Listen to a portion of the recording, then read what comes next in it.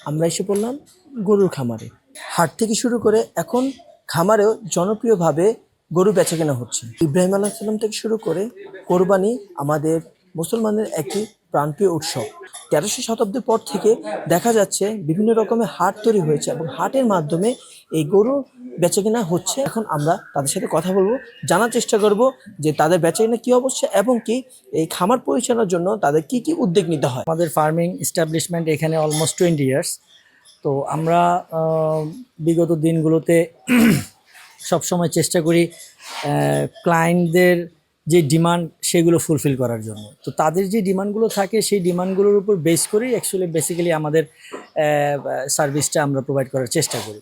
তো সেখানে আসলে বায়োসিকিউরিটি, লাইভ অ্যানিমেলের যে কোনো লাইভ অ্যানিমেল ফার্মিংয়ে বায়োসিকিউরিটি একটা মোস্ট ইম্পর্ট্যান্ট জিনিস। হ্যাঁ, তো সেটা যদি আমি এনশিওর করতে না পারি তাহলে তাদের হেলথ এখানে একটা বড় ইস্যু। তো আমরা আসলে এমন একটা বিজনেস করি যে বিজনেসটা যে ধরেন আমাদের ক্লায়েন্ট যারা আছেন তারা যতদিন জীবিত আছেন এবং আমরা যতদিন জীবিত আছি ততদিন পর্যন্ত এই সার্ভিসটা প্রোভাইড করা সম্ভব।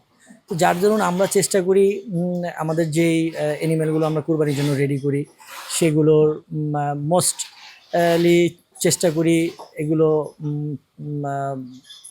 যাতে মানসম্পন্ন পশু হয় এবং এগুলোর স্বাস্থ্যগত দিক, এগুলোর food system, overall farm management টোটালটাই আমরা এনশিওর করার চেষ্টা করি বেস্ট এফোর্ট দিয়ে আর কি।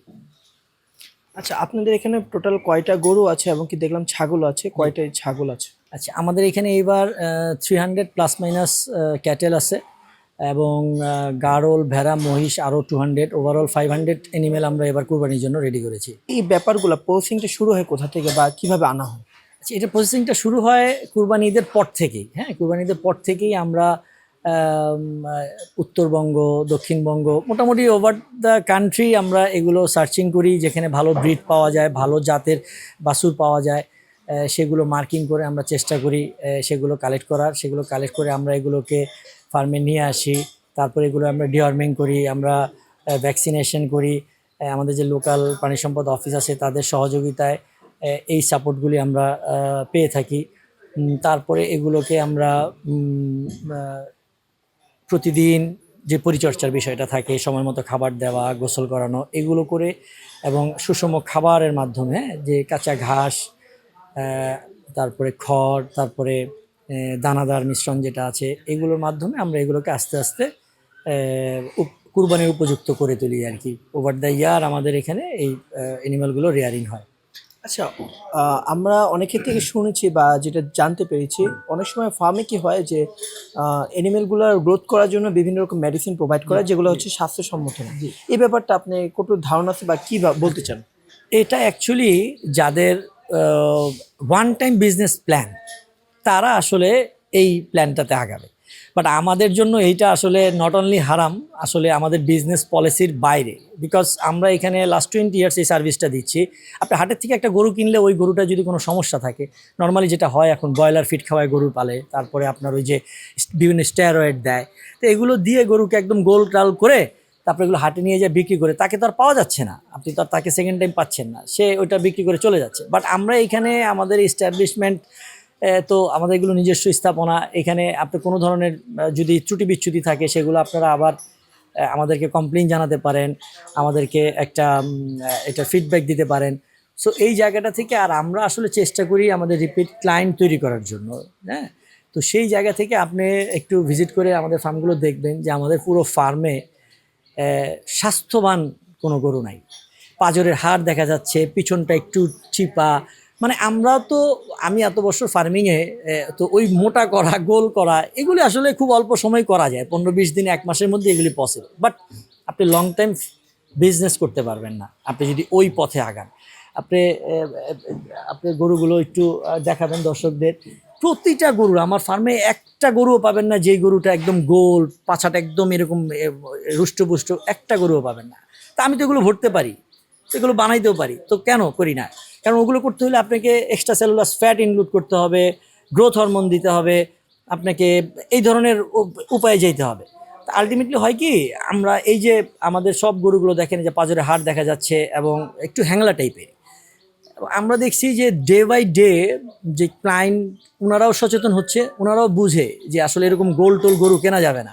ওনারা ফার্মে এসে শুকনো গরু খুঁজে, হ্যাঁ, শুকনো মানে একেবারে রুগ্ন শুকনো না, সে ন্যাচারালি তার যেই গ্রোথটা আসে বডিতে, এটা আপনি দেখলেই বুঝবেন। আমি যেমন শুকনো মানুষ, তা আমি তো ন্যাচারালি গ্রোথ হচ্ছি, তাই না?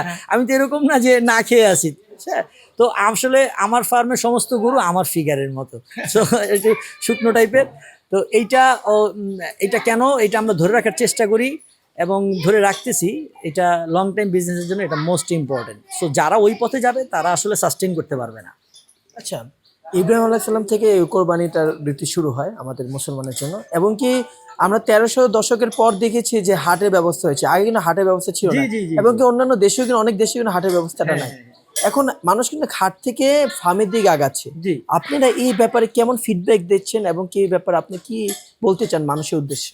দেখেন, হাটে যে বিষয়টা, হাটে গরু কেনার একটা আনন্দটাই আলাদা, হ্যাঁ, সেটা ঠিক আছে। এবং পৃথিবীর অনেক দেশেই কিন্তু, ভারতীয় উপমহাদেশে হাটের প্রচলনটা বেশি, পাকিস্তান, ভারত, দেখেন ইউরোপে বা আমেরিকা, কানাডা, এইসব দেশে কিন্তু এরকম হাটের কোনো ব্যবস্থা নেই। একটা ফার্ম আছে, বড় একটা ফার্মে যাবেন, যে দূর থেকে গরু দেখে ওইটার ওজন, প্রাইস, এগুলো সব একটা এস্টিমেট করে আপনার এগুলো দাম দিন হচ্ছে, ওখানেই স্লটার হচ্ছে, এরকম।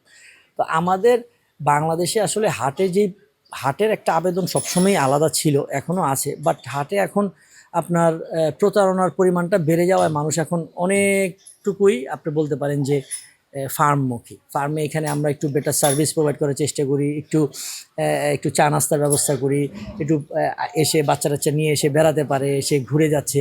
তো এই যে পরিবেশ, এনভায়রনমেন্টটা, এটা একটা মোস্ট ইম্পর্টেন্ট, যার দরুন আপনার ফার্মগুলোতে কিন্তু এখন ক্লায়েন্ট অনেক আসে, অনেক। আচ্ছা, আপনারা এখানে কিভাবে গরুটা বিক্রি করে থাকেন? এটা ওয়েটে নাকি কিভাবে? আমরা এখানে ওয়েটেও বিক্রি করে থাকি, ঠিকা প্রাইজও, ফিক্সড প্রাইজও বিক্রি করে থাকি। অনেকে ওয়েটে নিতে স্বাচ্ছন্দ্য বোধ করেন না, যে কোরবানির জিনিস ওজন দিয়ে নিব না, তাদের জন্য ফিক্সড প্রাইস আছে। ওয়েটে নিলে কেমন? ওয়েটে নিলে আমাদের এখানে প্রাইস ছিল এবার 500 টাকা থেকে শুরু ছিল, 500 টাকা ছিল, 550 টাকা ছিল, 580 টাকা ছিল, বিভিন্ন segment, breed wise, size wise, এগুলো টাকার তারতম্য ঘটে আর কি। তো আপনি যেভাবে খুশি। কোনটা ধরতেছে? এখন আমাদের লাইভ ওয়েটও আছে, ঠিকা প্রাইজও আছে, কোনো সমস্যা নেই। আর আপনার সিস্টেমটা হচ্ছে, আমাদের এখানে এসে 30% বুকিং মানি দিয়ে বুকিং কনফার্ম করে রাখতে হবে। ঈদ পর্যন্ত এটা আমরা মেনটেন করবো, এটা সমস্ত খরচ আমরা এখানেই বেয়ার করব। ঈদের আগে আমরা এটা আপনাদের বাসায় পৌঁছে দেব। Wow, nice. আপনি এই জিনিসটা শুনে ভালো লাগলো যে আপনারা ঈদ পর্যন্ত যারা রাখার সমস্যা, এই প্রোভাইডটা আপনি করছেন। জি। এবং কি আপনাকে অনলি ফর 30% পেমেন্ট করলে ব্যাপারটা হয়ে যাচ্ছে। জি, জি। এখন কথা হচ্ছে, এই ব্যাপারটা কেন দিচ্ছেন, এই যে এই সার্ভিসটা কেন দিচ্ছেন? আচ্ছা, এখন ব্যাপার হচ্ছে কি যে আমাদের এখানে ঈদের 2 মাস আগ থেকেই ক্লায়েন্টরা আসে, তো তাদের কাছে আমরা কীভাবে গরু বিক্রি করব, হ্যাঁ। সো তখন তো 2 মাস পরের গরুর সাইজটা তো তারা বুঝতেছে না, তো তখন আমরা ওনারা একটা বুকিং মানি দিয়ে রাখে, এবং ডেলিভারির সময় আমরা ওয়েট নিয়ে সেটা ডেলিভারি দিয়ে দিচ্ছি। এই জন্য এই সিস্টেমটা। তখন খাবার দাবার বা অন্যান্য জিনিস, এটা সব কিছু এর মধ্যে ইনক্লুডেড থাকে আর কি। ওটা কি আলাদাভাবে এক্সট্রা চার্জ করে না, এক্সট্রা যেগুলো লাইভ ওয়েটে বিক্রি হয় সেগুলো, এবং যেগুলো ঠিকা প্রাইসে বিক্রি হয়, কোনোটাই আপনার এক্সট্রা চার্জ হয় না। ওই টাকার মধ্যেই যে প্রাইসটা আমরা অফার করি সেটার মধ্যেই ইনক্লুডেড থাকে। এটা অন্যান্য ফার্মে দিচ্ছেন, আপনি কেন দিচ্ছেন? আমরা দিচ্ছি আসলে এটা আমি ধরলাম সেটার 5,000 টাকা খাবার খরচ হবে, আমি যদি 2,000 টাকা করে খাওয়াই, ওনারা তো আর দেখবে না, হ্যাঁ। সো এই জায়গাটাতে যাতে ক্লায়েন্টের তরফ থেকে কোনো ধরনের কনফিউশন না থাকে, হ্যাঁ, যে আমার গরুটা কি ঠিক মতো বাড়ছে কিনা, এটা হচ্ছে কিনা, এই জন্য আমরা জাস্ট ডেলিভারির আগে এটা লাইভ ফাইনাল ওয়েটটা নেই, হ্যাঁ। আর ঠিকা প্রাইজের ক্ষেত্রে, সেই ক্ষেত্রেও আমরা আসলে, এগুলো তো বোবা জানোয়ার, এদের ক্ষেত্রে মানুষের সাথে প্রতারণা করতে পারে, বাট বোবা জানোয়ার কখনো করে না। ওদেরকে আমরা আমাদের সন্তানের মতোই এগুলোকে আমরা বেড়ে তুলে এটা আপনাদের। আর কুরবানির বিষয়টা হচ্ছে কি, আপনারা ক্লায়েন্টরা তো নিয়ে এটা বিজনেস করবে না, এটা আমাদের বিজনেস হলেও এটা কিন্তু আসলে মানে বিজনেসের মধ্যে পড়ে না এক ধরনের, হ্যাঁ। এটা একটা ওয়ান কাইন্ডস অফ সার্ভিস। তো কেন আপনারা তো, যারা ক্লায়েন্টরা গরু নিচ্ছে, তারা তো এটা নিয়ে বিজনেস করছে না, তারা এটা নিয়ে কুরবানি দিবে, হ্যাঁ, আল্লাহ সন্তুষ্টির জন্য। সো আমরা এইখানে আমাদের বেস্ট এফোর্টটা দেওয়ার চেষ্টা করি। সর্বশেষ মানে আপনার ক্লায়েন্ট এবং জনগণের উদ্দেশ্যে কি বলতে চান? আসলে দেখেন, আমাদের দেশে তো এখন, আমাদের দেশে যে মানুষ যে অসুস্থ হচ্ছে, হ্যাঁ, অসুস্থ হওয়ার মূল কারণটা হচ্ছে আমাদের খাবার এত পচে গেছে, এবং পেস্টিসাইড ইউজ করা থেকে কৃষি জমিতে ওভারঅল সব কিছু খাবারের কারণে আমরা অসুস্থ হচ্ছি বেশি।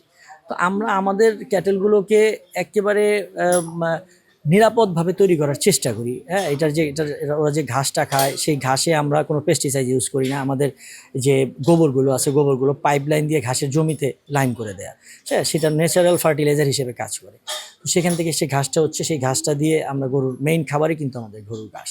এবং এর সাথে যে আমরা যে দানাদার খাবারগুলো দিচ্ছি সেই দানাদার খাবারগুলো মোটামুটি আপনার খুবই আমরা একেবারে মিল থেকে, যেমন গমের মিল থেকে গম ভাঙাটা নিয়ে আসি, চালের মিল থেকে চাল ভাঙাটা নিয়ে আসি, এইভাবে সোর্সিং করে এদের খাবারটা দেওয়ার চেষ্টা করি, যাতে অ্যাটলিস্ট ক্লায়েন্ট একবার একটা গরু নিলে সেটা যাতে নেক্সট টাইম আবার আমাদের কাছে আসে, এটা যাতে কোয়ালিটিটা ফিল করে যাতে সে আবার আসতে পারে, সেইটুকু চেষ্টা করি আর কি। তো সবার কাছে আমন্ত্রণ থাকবে, আমাদের আসবেন মিরপুর বেরুবাদে বিরুলিয়া ব্রিজ পার হয়ে আক্রান বাজার থেকে হাতের বায়ে বাগনিবাড়ি আমাদের ফার্ম।